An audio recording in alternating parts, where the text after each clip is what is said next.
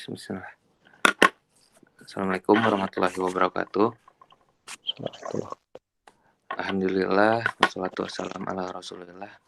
Amma ba'd. Alhamdulillah sekarang tanggal 15 Safar 1442 Hijriah atau tanggal 3 Oktober 2020 Masehi. Kita dapat berkumpul lagi untuk melaksanakan salah satu kewajiban menuntut ilmu, yaitu menghadiri majelis ilmu syar'i. Dan alhamdulillah kita akan membahas kitab fikih Asmaul Husna yang akan dipandu oleh guru kita, yaitu Ustadz Abu Umar Hafizahul Ta'ala. Alhamdulillah Ustadz sudah hadir di antara kita untuk mempersingkat waktu dan tempat. Kami persilahkan Ustadz. Iya.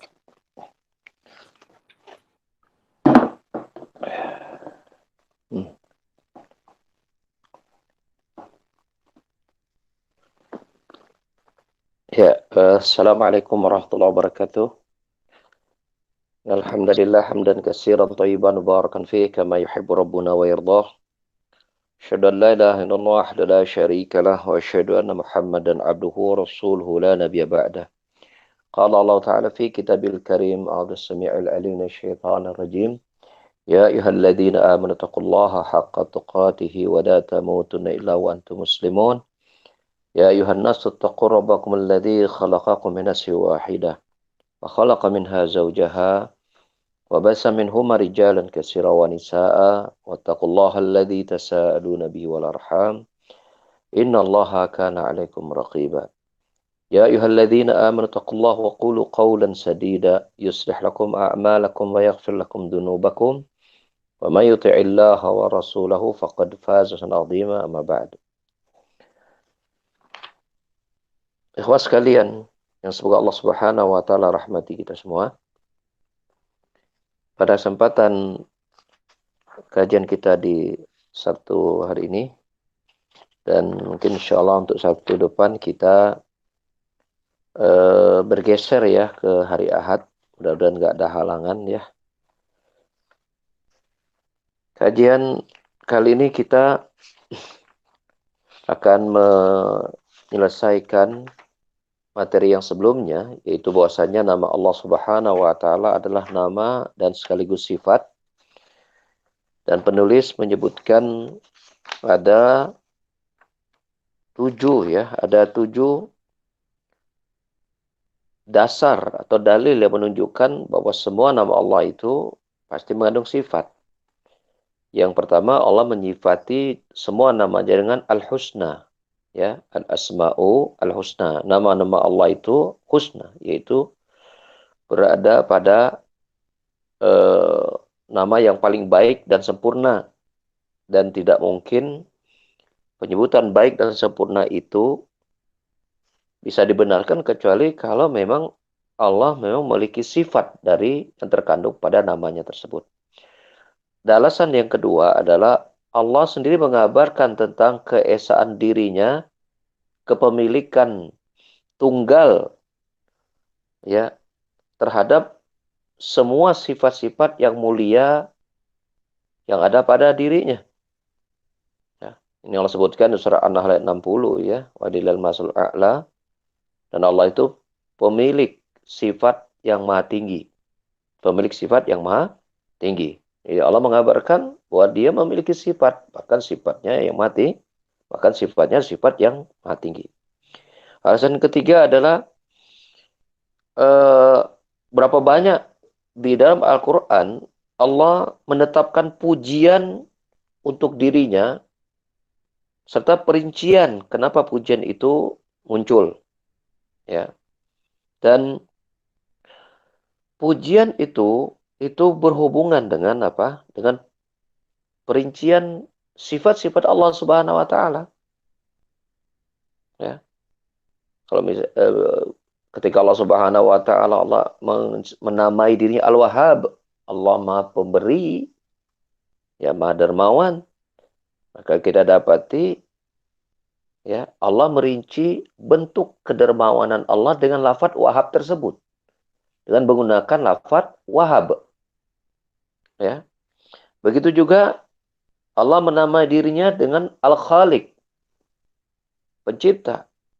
Maka Allah sebutkan tentang sifat perbuatan menciptanya dengan lafaz khalaqa, yaitu mencipta, sehingga Allah mendapat dengan itu ya ini erat kaitannya dengan Allah bernama Al-Khaliq ya. Al-Khaliq maka pencipta, maka perbuatannya adalah mencipta, itu khalaqa dalam kata-kata ya dalam bahasa Arab. Nah, itu Allah sebutkan di awal surat Al-An'am ya, ayat yang pertama. Demikian juga pada kata Al-Qudusus Salam, Allah ya maha sempurna, maha suci, selamat dari berbagai macam kekurangan. Maka dia soal surat 111, Allah menggambarkan dirinya berlepas diri dari kekurangan, aib diantaranya ya Allah berlepas diri dari memiliki tandingan. Karena memiliki tandingan itu aib bagi Allah. Menggambarkan Allah itu tidak mutlak kekuasaannya. Sehingga masih ada yang menandingi Allah begitu. Maka Allah melepaskan dirinya dari ya perkara-perkara tersebut. Allah memiliki anak, itu aib bagi Allah. Maka Allah menggambarkan pelepasan dirinya dari memiliki anak. Ya, seperti pada ayat yang sangat populer di kita, lam yalid wa lam yulad, surah Al-Ikhlas. Ini alasan yang ketiga. Alasan yang keempat, ya, di banyak tempat dalam Al-Quran Al-Karim, Allah memang ya, menetapkan nama dan sifat yang terkandung di dalamnya. Ya Allah menetapkan sendiri begitu. Seperti misalnya, ya bahwa Allah itu bernama Al-Aziz, Maha Perkasa. Ya Allah katakan, ya Allah menyatakan dia pemilik keperkasaan. Falillahi izzatu jami'a. Ya, maka bagi Allah, ya keperkasaan dan atau kemuliaan itu semuanya bagi Allah. Ya. Allah pemilik ilmu. Ya. Fa'alamu annama unzila bi'ilmillah. Ketahuilah bahwasanya semua itu Al-Quran itu diturunkan dengan ilmunya Allah. Allah menetapkan dia memiliki ilmu. Juga nama-nama Allah yang lain, bahwa Allah menetapkan dirinya pemberi rezeki. Ya. Allah menyatakan dirinya pengasih penyayang. Allah yang menetapkan hukum. Ya, dan seterusnya. Ini alasan yang keempat. Alasan yang kelima bahwasanya Allah menyebutkan, mengabarkan dirinya ya,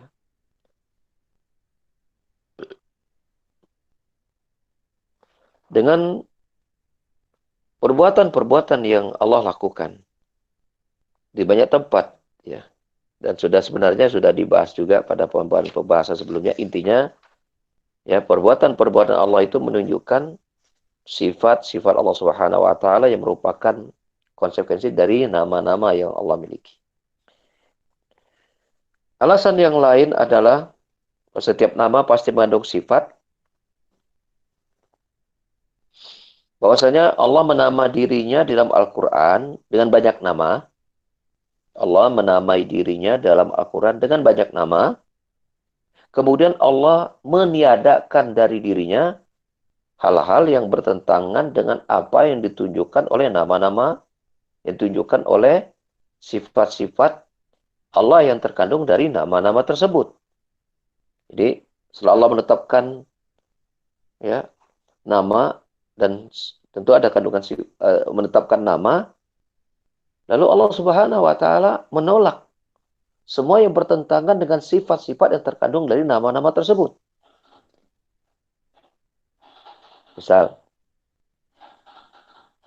ketika Allah Subhanahu Wa Taala menama dirinya Al-Hayyu Al-Qayyum, ya, dalam ayat kursi, ya, soal Baqarah ayat 155 itu, bukankah Allah menyatakan, dan itu kita baca, Allahu la ilaha illa huwa Al-Hayyu Al-Qayyum.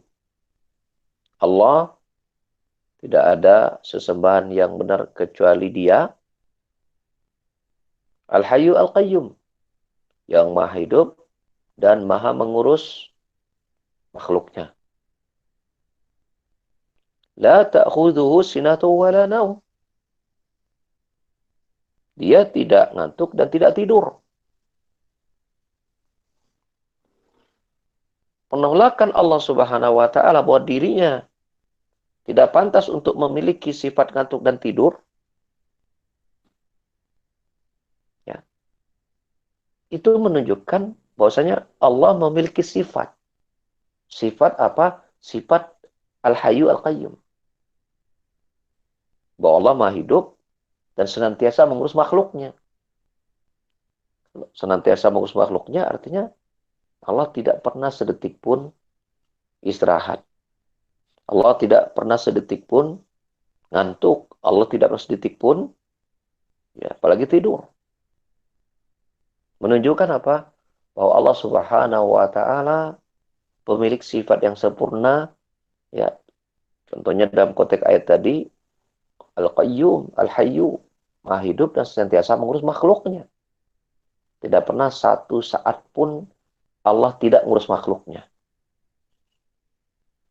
Kalau tidur kan berarti otomatis nggak ngurus. Atau bangun tapi ngantuk, berarti nggak serius kan gitu misalnya. Jadi nggak fokus kan. Kalau ngantuk kan berarti kan nggak fokus. Nah, Allah melepaskan dirinya dari sifat-sifat tersebut ketika Allah menggambarkan dirinya sebagai zat yang maha hidup dan maha mengurus makhluknya. Itu memberikan jaminan bagi kita ketika kita mengenal Allah Subhanahu wa taala, bahwa Allah menjamin Allah tidak akan pernah lalai sedikit pun untuk mengurus makhluknya, untuk menjaga mereka, untuk mengawasi mereka.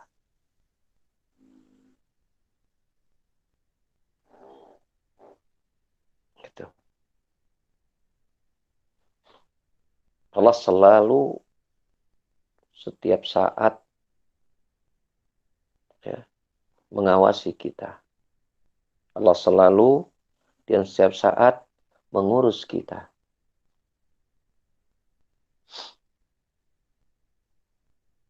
Kita hidup di dunia butuh oksigen tidak? Jawabannya pasti. Oksigen itu didapat dari mana kehidupan kita udara ini? Kan di udara bebas itu. Gitu.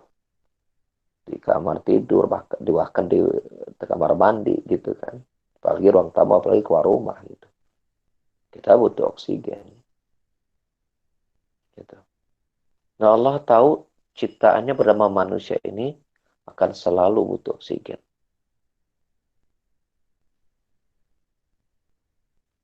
Maka Allah mengurus makhluknya yang butuh oksigen ini bernama manusia ini itu sempurna.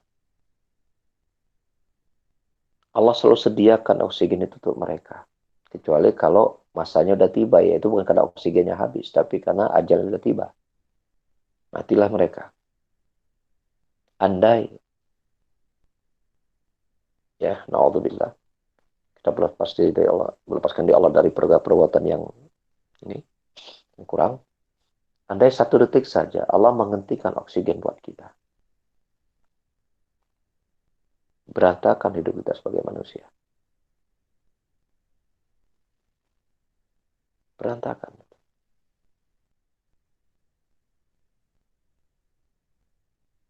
Allah hentikan oksigen itu buat kita menjadi ruang tanpa udara kan berarti. Apa yang terjadi? Allah menghentikan oksigen. Mungkin kalau satu detik mungkin terlalu, kita bisa jawab, oke, Allah hentikan 1 jam kita tanpa nafas. Di mana tempat kita tidak menemukan oksigen yang cukup? Misalnya kita nyelam ya. Menyelam kan kok semakin ke bawah itu kan jauh sudah mulai hampa udara gitu kan. Kalau kita nyelam, kita kuat berapa lama? Dengan asupan oksigen yang sangat sedikit, apalagi tanpa oksigen. Kuat berapa lama kita kok menyelam? Paling kuat 1 menit di dalam air itu tanpa keluar. Kalau nggak terbiasa mah 30 detik juga udah kelelep, udah lemes itu. 1 menit itu udah sangat lama. 1 menit itu sangat lama berada di dalam dalam air itu. Menyelam lah tanpa keluar-keluar 1 menit. Gitu. Allah hentikan bisa 1 jam kita tanpa oksigen gitu. Kita nggak bisa ngapa-ngapain. Tapi lihat Allah tidak pernah 1 detik, 1 saat pun menghentikan oksigen buat kita. Kalau sebuah ruangan kita ingin hampa udara, apa yang kita lakukan? Kita pakai vakum kan? Kita sedot oksigennya, lalu kita tutup. Itu ruangan hampa udara. Makanya salah satu bentuk apa namanya pengemasan supaya pengawetan ya, salah satu pengawetan makanan di antaranya apa? Mengosongkan oksigen. Maka kita dapat di kemasan itu kan dibuat dipakai vakum sampai padat nggak ada oksigen baru dikunci. Nah, itu awet. Nah, kalau kita kalau ruangannya itu tanpa udara kita lihat suatu kamar tertutup kemudian disedot itu. Gitu. Awet nggak kita? Awet, awet jadi mayat maksudnya. Gitu. Mudah bagi kalau manusia saja bisa membuat sebuah alat untuk mengosongkan oksigen menjadi hampa udara. Apakah bagi Allah itu susah untuk mengosongkan bumi dari udara? Apakah susah? Tidak. Manusia saja bisa mengosongkan oksigen menjadi tanpa udara sebuah ruangan. Apakah sulit bagi Allah untuk mengosongkan udara oksigen dari bumi? Mudah. Mudah. Logika kita, ya kalau kita pakai manusia pakai disedot paku. Kalau Allah kan nggak perlu yang kayak gitulah. Mudah bagi Allah untuk menghentikan semuanya. Nah, di situ Allah Subhanahu wa taala ketika mensifati dirinya selalu mengurus makhluknya senantiasa hidup, Allah tiadakan dari dirinya berbagai macam kekurangan, Allah tidak ngantuk dan tidak tidur, menunjukkan berarti Allah punya sifat dari nama yang dikandungnya. Gitu. Ini alasan yang keenam. Setiap nama pasti mengandung sifat. Yang ketujuh yang terakhir adalah di dalam hadis banyak disebutkan penetapan mana dan sifat bagi nama-nama Allah yang baik. Ya Rasulullah SAW juga menggambarkan itu. Contoh seperti misalnya Rasulullah SAW bersabda ya dalam sebuah doa. Ya, doa Allah Rasul mengajarkan doa Allahumma antal awal falaysa qablaka syai' wa antal akhir falaysa ba'daka syai' wa antal zahir falaysa fawqaka syai' wa antal batin falaysa dunaka syai'. Ini hadis Muslim ya. Ya Allah, Engkau adalah yang pertama yang tidak ada sebelumnya sesuatu pun. Ya, sebelummu enggak ada. Dan Engkau adalah yang terakhir yang tidak ada sesudahmu sesuatu pun. Engkau adalah yang zahir, yang tidak ada di atasmu sesuatu pun. Dan engkau adalah yang batin, yang tidak tersembunyi sesuatu apapun bagimu. Ya, Rasulullah mensifati Allah dengan sifat, ya Rasulullah mengucapkan sebuah ucapan yang menetapkan Allah memiliki sifat. Allah memiliki sifat. Contoh yang lain, Rasulullah juga bersabda dalam hadis Abu Dawud, Innallaha hayyun karimun yastahi min abdihi idza rafa'a ilaihi biyadaihi ayaruddahum as-sifra. Sesungguhnya Allah itu maha pemalu, lagi maha mulia. Jadi Allah juga memiliki sifat malu.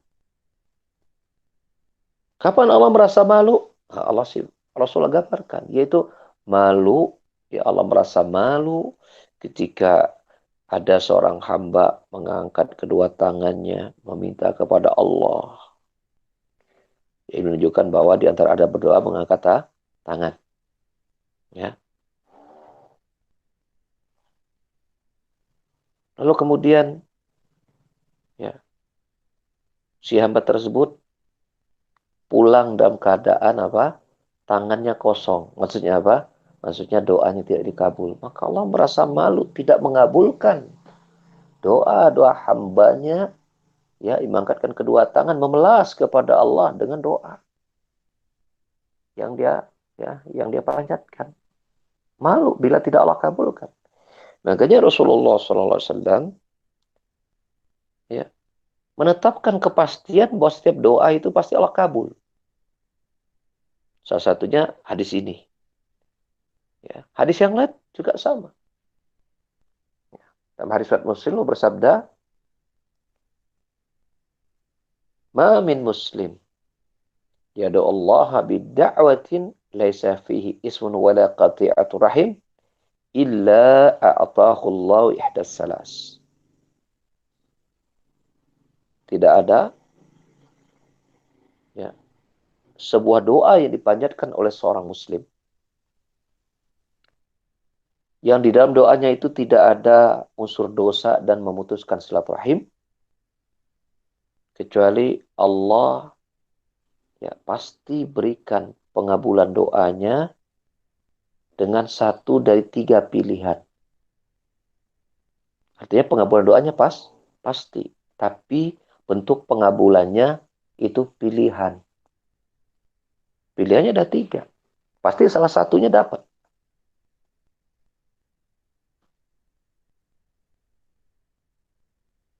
Yang pertama, fa'ima antu ajjala lahu da'watuhu. Yang pertama adalah Allah segerakan pengabulan apa yang dia minta. Allah segerakan pengabulan apa yang dia minta. Yang kedua, wa imma ya, ayat dakhiraha fil akhirah. Atau Allah simpan pengabulannya di akhirat. Yang ketiga, wa imma ayasrifu anhu as-su'u misluh. Atau Allah tukarkan pengabulan itu dengan apa? Dengan Allah hindarkan si hamba tersebut dari keburukan. Dihindarkan dari keburukan.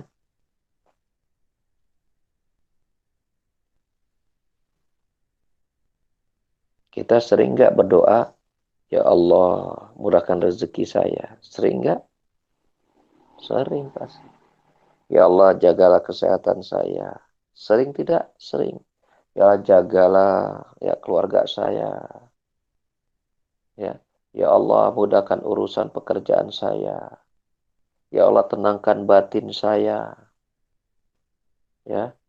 Ya Allah, ya. Ini dan itu berkenaan dengan perkara-perkara dunia kita.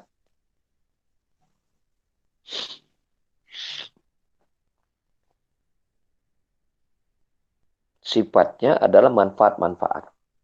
Manfaat. Agar dijaga kesehatan, dimurahkan rezeki, dijaga keluarga, dimudahkan bisnis dan seterusnya. Kita mungkin merasa kok pengabulannya itu lamban. Atau kadang sebagian orang merasa tidak dikabul-kabul gitu kan. Maka sesungguhnya menilai Allah tidak mengabulkan doa, ini menilai Allah loh ya, bukan menilai diri kita ya. Beda kalau kita menilai diri kita bagus. Oh kenapa gak kabul? Oh mungkin ada perbuatan yang menyebabkan doa saya tidak terkabul nih. Apa ya, dicari gitu sebabnya. Nah, itu bagus.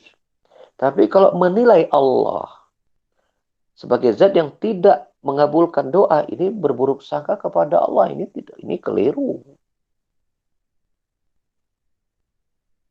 Ya.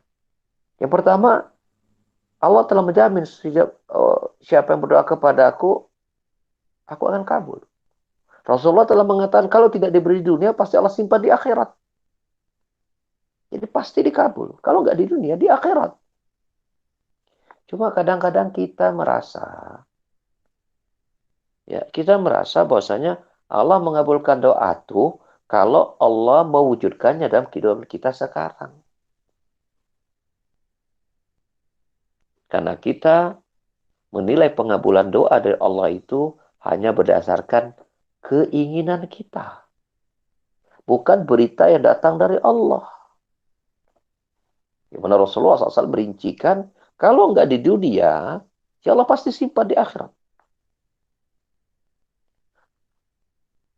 Tapi jangan-jangan sudah Allah kabulkan, cuman kita tidak sadar. Karena apa?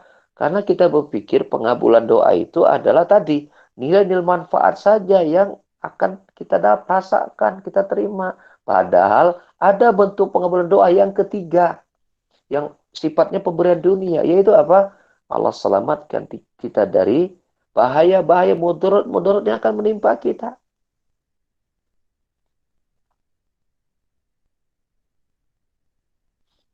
Contoh sekarang, tadi kita pengen ya pekerjaan kita lancarkan, ekonomi kita dimudahkan.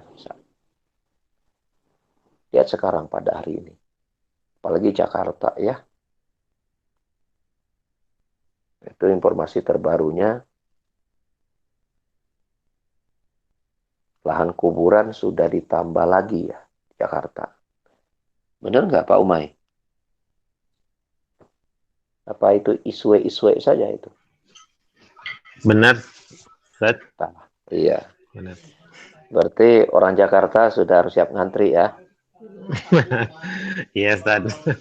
Setiap saat, Ustaz. Setiap saat. Tapi Masya Allah, mungkin ada di antara teman kita yang mungkin satu ruangan gitu kan, yang biasa dekat gitu. Mungkin Allah sudah panggil dia dengan wabah ini. Tapi Allah masih selamatkan kita. Allah masih jaga kesehatan kita sampai hari ini. Maka ekonomi yang kita harapkan stabil atau meningkat, kita doa sama Allah kan begitu. Kalau kita merasa Allah nggak ngabulin gitu, maka barangkali sudah Allah kabulkan dengan apa? Sampai hari ini Allah tidak berikan musibah penyakit itu kepada kita, tapi Allah berikan musibah itu kepada teman dekat kita. Makanya Rasul mengajarkan kita kepada doa itu. Ya Allah, makasih ya Allah, segala puji bagimu ya Allah yang telah menyelamatkanku dari musibah yang engkau berikan kepada temanku, pada saudaraku ya Allah.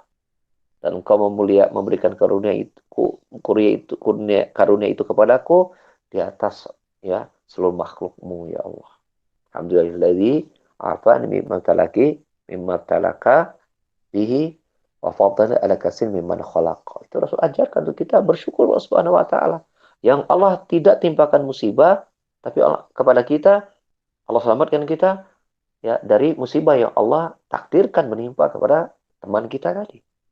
Itu bisa jadi pengabulan doa kita dari permintaan manfaat yang kita inginkan tadi, berupa mungkin tadi apa? Dimurahkan rezeki. Bisa jadi seperti itu.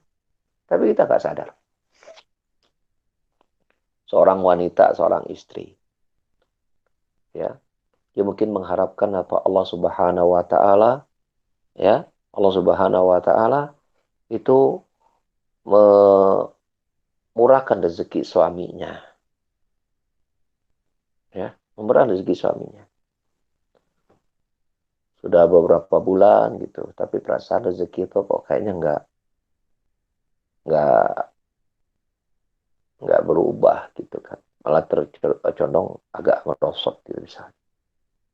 Dia ngegoreng itu teh ikan di dapur. Kedua si ikan itu apa mancrit gitu ya. Lagi panas-panas itu, gitu kan, petak gitu. Karena dia lagi asik tiba-tiba minyaknya itu muncrat. Persis sedikit lagi itu kena matanya.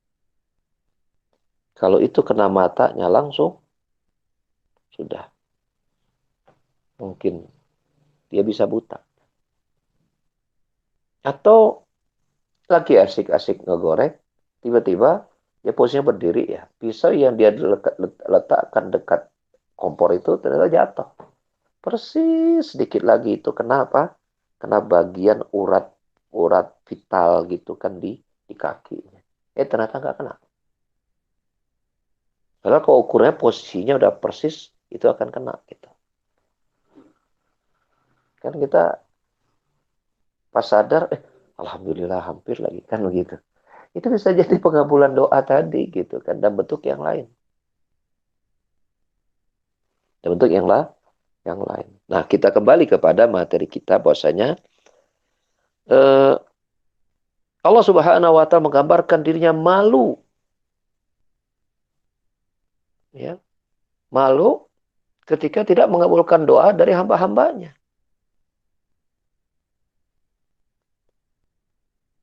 Dan itu menunjukkan bahwa Allah memiliki sifat. Allah memiliki sifat.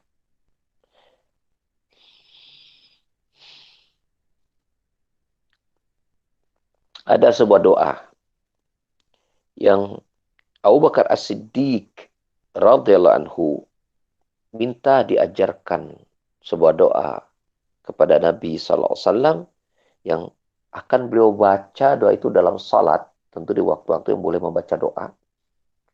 Di antaranya apa? Di antaranya ketika sujud ya, setelah membaca zikir sujud ya. Dan setelah tasyahud akhir sebelum salam. Yang Abu Bakar mengatakan, aku akan baca dalam sholat dan aku akan baca di rumahku gitu. Maka Nabi ajarkan doa ini. Qul, ucapkan doa, Allahumma inni adzalamtu nafsi dzulman katsira wa la yaghfiru dzunuba illa anta faghfir li maghfiratan min indik warhamni innaka antal ghafurur rahim. Allahumma inni adzalamtu nafsi dzulman katsira. Ya Allah, sesungguhnya aku telah berbuat zalim dengan kezaliman yang sangat banyak kepada diriku, ya Allah. Rasul mengajarkan itu kepada Abu Bakar As-Siddiq. Kayak saya pengen tanya, kalau Rasul mengajarkan itu kepada sahabat Abu Bakar As-Siddiq, kira-kira Rasulullah baca nggak doa itu? Baca tidak? Bisa dijawab? Baca, Ustaz. Dibaca. Baca, Ustaz. Nah, Rasulullah SAW saja itu mengajarkan doa dan pasti beliau juga baca. Mengakui bahwasanya, ya Allah, sesungguhnya aku telah banyak mendolimi diriku. Rasulullah manusia terbaik membaca itu. Manusia yang terbaik setelah Rasul Abu Bakar, Rasul ajarkan doa khusus seperti itu. Wala yaghfiru dzunuba illa anta. Lapan berikutnya apa? Dan tidak ada yang bisa mengampuni dosa-dosa itu kecuali Engkau, ya Allah. Maka ampuni aku, ya Allah, dengan ampunan yang ada di sisimu, ya Allah. Warhamni, sayangi aku, ya Allah. Innaka antal ghafurur rahim. Sungguhnya Engkau, ya Allah, Maha Pengampun lagi Maha Penyayang, ya Allah. Luar biasa nih doa. Kalau Abu Bakar As-Siddiq membaca doa itu dengan pengakuan bahwa dia banyak dosa, mungkin kita mengatakan, ya wajar ya. Namanya Abu Bakar As-Siddiq kan juga manusia. Ya, banyak berbuat zalim. Tapi kok Rasulullah membaca, kira-kira apa gitu yang kita tanya-tanya, ya dosa gitu kan. Ya, kemudian Rasul juga mengaku itu di depan Allah Subhanahu wa taala. Kita mengetahui bahwasanya seorang sahabat Abdullah bin Umar bin Khattab, sahabat Muslim juga, itu melihat apa yang Rasulullah baca dalam sekali duduknya. Lalu kemudian beliau beranjak. Ternyata sampai 100 kali yang beliau baca apa? Ya, Rabbighfir, ya, wa tub alayya innaka antat tawwabur rahim. Ya, innaka antat tawwabul ghafur. Ya Allah, ampuni aku. Ya, berikan taubat kepada aku. Sungguhnya Kau Maha Penerima taubat dan Maha Pengampun, ya Allah. Itu sampai 100 kali. Rasul juga berkata sendiri, ya ayuhan nas, tubu ilallah wastaghfirulah. Fa ini atubu ilaihi, ya, mi'ata marrah fil yawm. Atau kama kalau SAW. Wahai sekalian manusia, bertobat dan minta ampunlah kepada Allah, kepada Rabb kalian.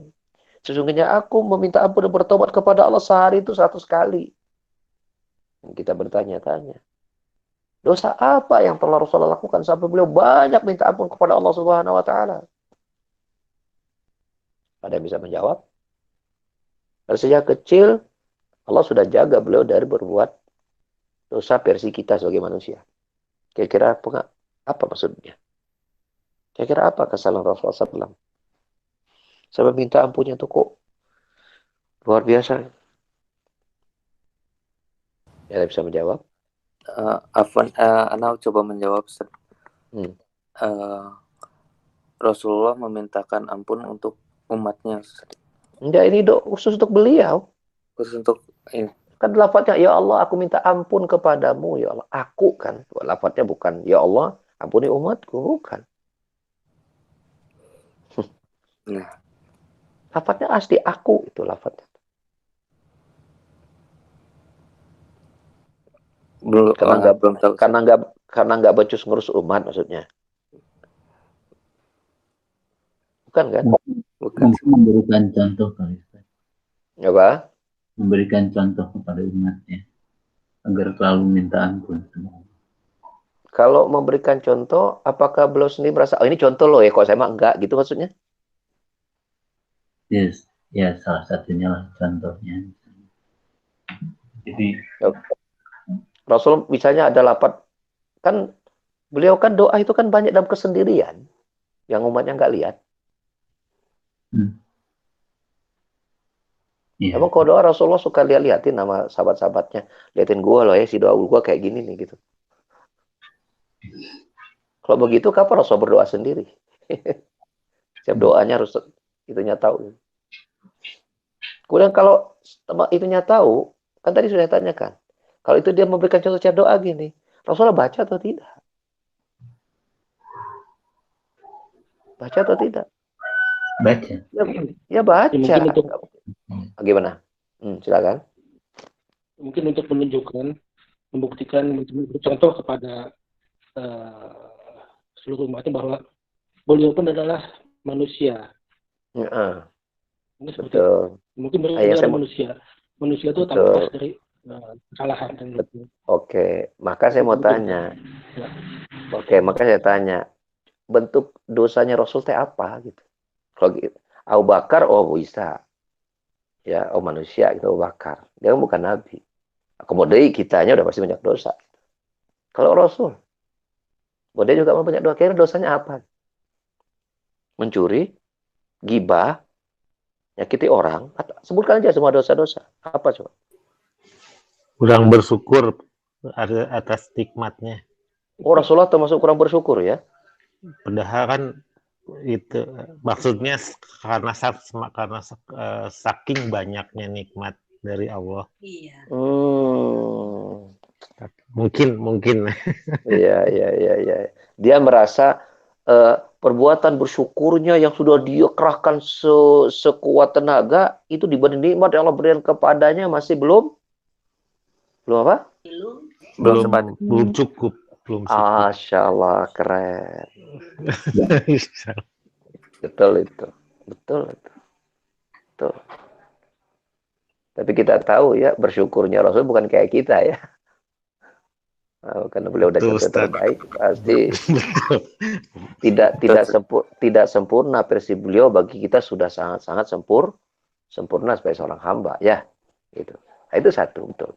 Yang kedua tadi, Rasulullah pernah melakukan kesalahan sebagai manusia. Betul. Coba buka tafsir surat Abasa. Abasa wa tawalla. Muhammad ini telah bermuka masam, kata Allah tegur gitu. Ketika datang sahabat itu minta nasihat, muka masam gitu, karena sahabat ini kan buta, nggak melihat Rasulullah SAW sedang diskusi untuk mengislamkan tokoh-tokoh kafir Quraisy gitu. Datang nih sahabat buta, ingin minta wejangan gitu. Rasulullah, orang ini sih nggak tahu Rasulullah mukanya masam, tapi Allah tahu Rasulullah masam itu mukanya. Kayak seperti soal mengatakan, nggak lihat apa aku sedang diskusi gitu kan. Allah tegur itu. Gitu. Seperti itu. Rasulullah pernah melakukan kesalahan sebagai manusia. Betul tadi. Tapi tentulah kesalahan beliau sebagai manusia, kalau kita telusur lebih dalam, seolah itu bukan kesalahan. Betul tidak? Iya kan? Disitulah dengan dua tinjauan tadi. Rasulullah berusaha untuk menyempurnakan rasa syukurnya ya atas banyak nikmat yang Allah telah berikan kepada dirinya, termasuk nikmat kenabian. Dia merasa masih jauh dari mengungkapkan rasa syukurnya kepada Allah Subhanahu wa taala, maka dia beristighfar kepada Allah Subhanahu wa taala. Kedua, memang pernah beberapa kali kejadian Rasulullah ditegur oleh Allah Subhanahu wa taala gitu. Dalam pandangan kita, ya sebenarnya itu bisa jadi nggak dosa gitu dalam ukuran kita. Gitu. Tapi demikianlah Rasulullah memiliki hati yang sangat lembut, hati yang begitu apa? Begitu sadar akan dirinya sebagai seorang hamba. Dan itu menjadi teladan buat kita. Buat kita. Bila Rasul sudah demikian keberadaannya masih banyak minta ampun atas dosa-dosanya, maka kita lebih pantas lagi untuk minta ampun atas dosa-dosa kita.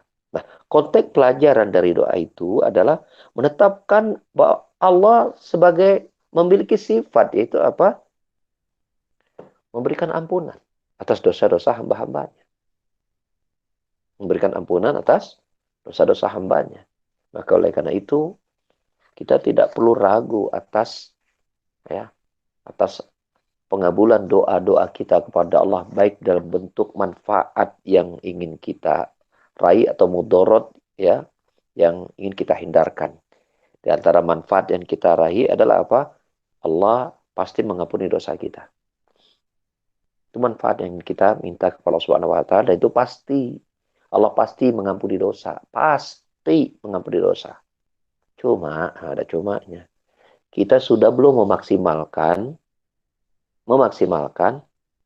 ya usaha kita sebagai manusia bahwa pengampunan itu Allah berikan. Nah, itu kembali kepada diri kita. Adapun Allah sudah memberikan jaminan. Kalau semua syarat terpenuhi, pasti pengampunan itu terjadi, itu pasti. Dan semoga Allah Subhanahu wa taala ya wafatkan kita dalam keadaan Allah telah mengampuni semua dosa-dosa kita. Amin Allahumma amin. Ya, saya cukupkan kajian sampai di situ. Kalau ada yang mau bertanya, dipersilakan. Alhamdulillah, jazakumullahu khairan Ustaz atas pemaparan materinya. Mangga untuk para ikhwah yang ingin bertanya bisa langsung menyalakan mikrofonnya dan langsung bertanya. Mangga untuk Akhi Salman tadi nyalain mic. Enggak, pencet. Oh, pencet.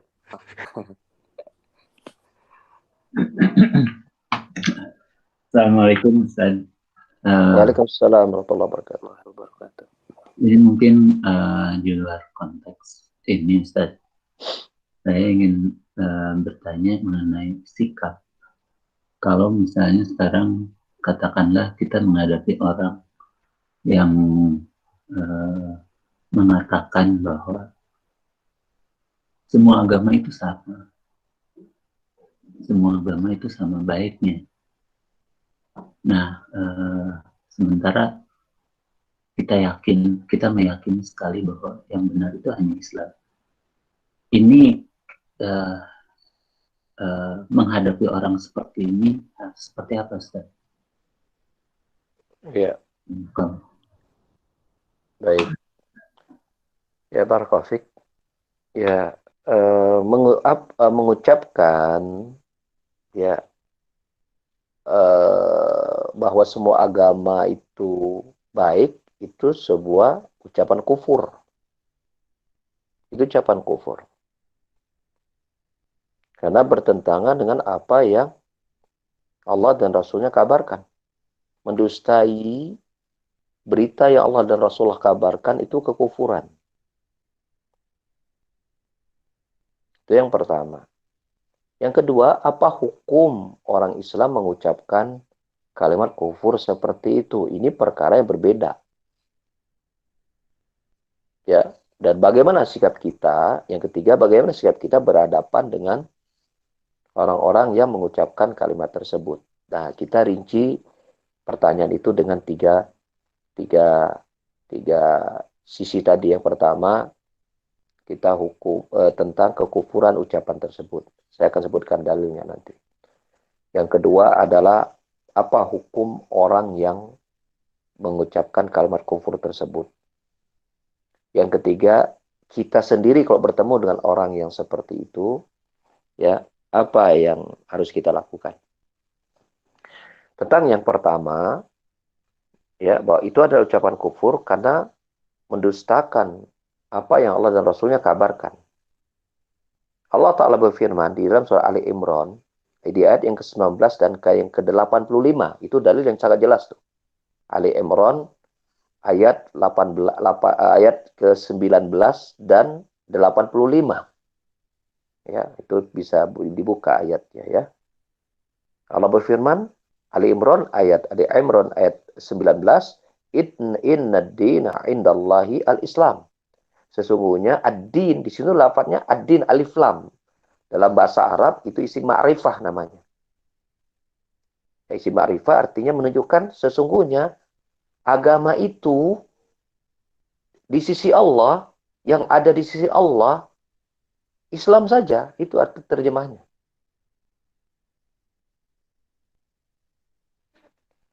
Dan Allah lebih tegaskan lagi, penolakan Allah selain Islam Allah tidak terima gitu. Di surat yang sama ya, Ali Imran ayat 85-nya. Ya, Allah berfirman, "Wa man yabtaghi ghairal islami dinan fala yuqbala min wa huwa fil akhirati laminal khasirin."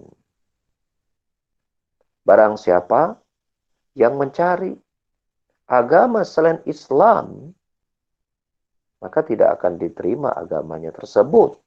Allah menyatakan apa? Allah tolak agama selain Islam. Nanti nasibnya di akhirat, dia akan termasuk golongan yang merugi. Itu Allah sudah kabarkan. Ini akidah kita. Kita tidak boleh menyatakan ada agama yang benar selain Islam. Kalau aspek muamalah dengan orang-orang kafir itu ada bab tersendiri ya.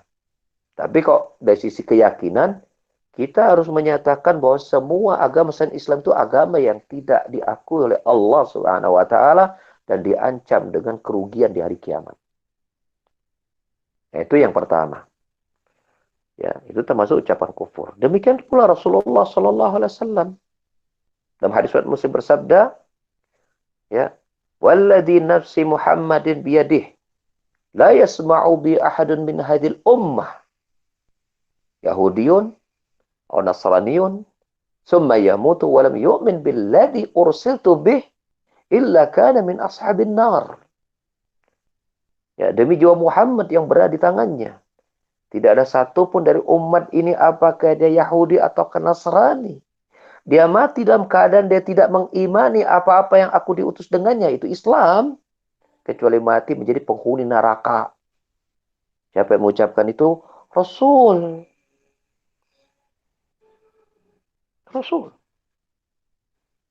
Maka ketika ada orang yang mengatakan bahwa semua agama baik, berarti dia mendustakan Allah dan Rasul. Jelas Allah dan Rasulnya mengatakan buruk, diancam dengan neraka, ya, dipastikan masuk neraka kalau mati tidak dalam Islam. Kok masih dia mengatakan sebuah agama baik? Yang betul kita mengatakan semua agama buruk kecuali Islam. Maka bila umat manusia ingin melakukan kebaikan, maka masuklah Islam. Bahwa mendapat agama yang baik itu hanya hak prerogatif Islam. Siapa yang menyatakan itu? Pembuat agama manusia, yaitu Allah Subhanahu wa ta'ala. Itu keyakinan kita. Yang kedua, apa hukum orang Islam yang mengatakan demikian? Ya, ucapan kufur. Maka tentu ini tidak mengotomatiskan tergantung ya. Ya, kalau itu berasal dari kejahilan, maka ini ulama beda pendapat. Apa hukum orang jahil dalam perkara-perkara yang usul dalam masalah akidah, masalah pokok dan masalah akidah? Ulama terbagi menjadi dua pendapat. Ada menyatakan kafir. Ada menyatakan tidak, kalau itu ada syubhat. Ini dirinci lagi, syubhatnya syubhat yang susah atau yang tidak. Ini sebenarnya nggak jadi syubhat kalau dia tahu agama. Tapi karena dia nggak peduli dengan agama, gitu kan, maka dia mendahulukan pola pikir, takwil, gitu kan, merasa dirinya pinter misalnya. Nah, maka di sini ulama beda pendapat ya. Ya, maka oleh karena itu, karena ini wilayah-wilayah orang yang sangat ahli, maka kita tidak boleh mentakyin setiap orang yang mengucapkan kalimat kufur itu otomatis kufur. Itu urusannya urusan hakim lah, bukan urusan kita. Maka muamalah kita yang ketiga, muamalah kita kepada orang mengucapkan seperti itu, maka kita kembali kepada hukum asal, dia muslim. Urusan kafir tidaknya serahkan kepada orang yang ahli, itu para ulama dan hakim. Dan kita susah cari orang yang bisa seperti itu, dan belum tentu itu diakui keulamaan dan kehakimannya dalam perkara ini kan. Itu kan rumit di kita. Maka kita sikapi dia sebagai seorang muslim, maka orang muslim yang melakukan kesalahan, melakukan kemungkaran, ya kita nasihati bila kita mampu bisa berikan nasihat. Ya, kita ajari dia agama kalau kita mampu mengajarkannya. Kita beri dia referensi-referensi masalah tauhid, masalah akidah yang benar, ya, agar itu dia selamat dari kekufuran begitu. Ya, Allah a'lam bishawab. Saya kira cukup sampai di situ dulu ya, karena ini sudah ada suara-suara ya. Ya. Ya, jazakallahu khairan wa barakallahu fikum. Ya, subhanakallahumma wa bihamdika asyhadu an la ilaha illa anta astaghfiruka wa atubu ilaik. Wa akhiru da'wana alhamdulillahi rabbil alamin. Assalamualaikum warahmatullahi wabarakatuh. Waalaikumsalam warahmatullahi wabarakatuh. Jazakallahu khairan Ustaz.